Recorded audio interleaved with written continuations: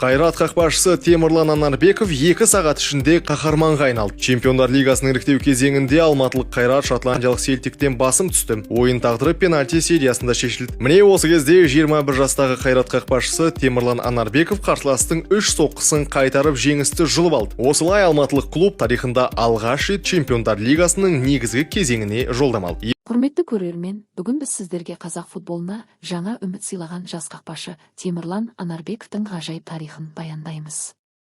Бұл қарапайым ауыл баласының асқақ арманға жету жолы. Бұл табандылық пен еңбекқорлықтың жеңісі. 2003 жылдың 14 қазанында Атырау облысының Водников ауылында бір сәби дүниеге келді.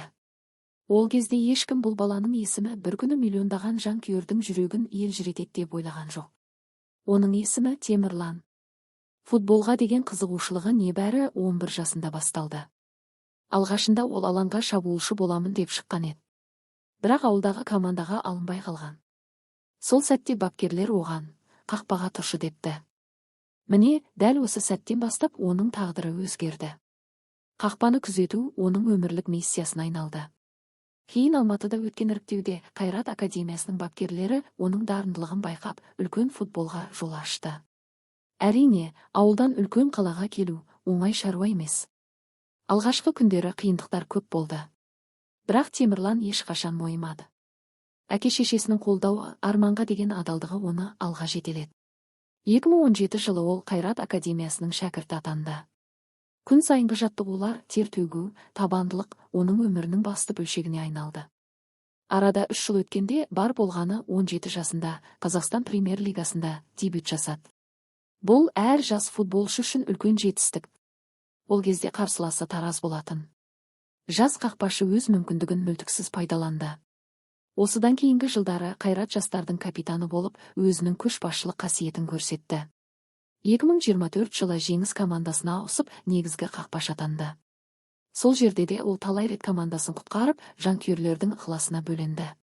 Бірақ Темірланның нағыз жұлдыз болып жарқыраған сәті 2025 жылдың тамыз айы еді. Чемпиондар лигасының плей-оффы кезеңінде Қайрат шотландиялық алып клуб Селтикке қарсы шықты. Алматыдағы матчта негізгі қақпашы Александр Заруцкий жарақат алып, орнына жас Темірлан шықты. Бұл оның өміріндегі шешуші сәт болатын. Ойын тағдырын пенальти сериясы шешті. Жанкүйерлердің жүрегі дүрсілдеп, бар үміт жас қақпашыға артылды.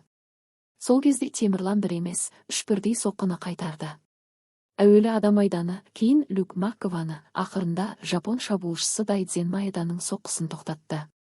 Сол сәтте Алматының аспаны қақ айырылып, барша жанкүйер шаттыққа бөленді. Бұл жеңіс тек Қайраттың ғана емес, күллі Қазақстан футболының жеңісі еді. Өйткені алғаш рет қазақ клубы Чемпиондар лигасының топтық кезеңіне жолдама алды. Сол күннен бастап әлеуметтік желілерде Темірланның есімі жарқ етті. Инстаграм парақшасына мыңдаған жанкүйер жазыла бастады.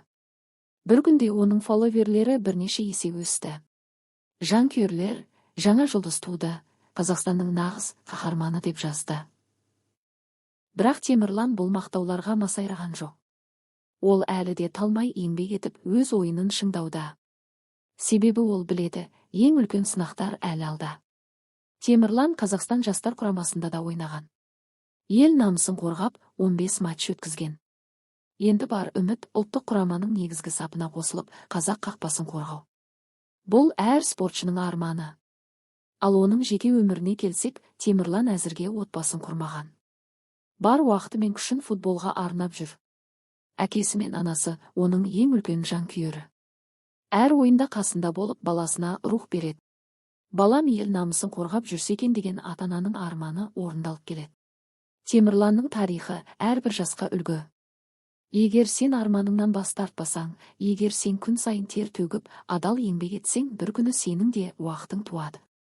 Бұл оқиға ауылдан шыққан қарапайым баланың миллиондардың үмітіне айналғанының дәлелі.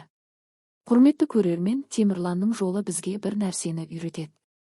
Арманнан қорықпа, қиындыққа мойыма. Еңбек ет, еңбегің түбі жарыққа шығарады. Темірлан Анарбеков, қазақ футболының жаңа жұлдызы. Оның ерлігі біздің мақтанышымыз.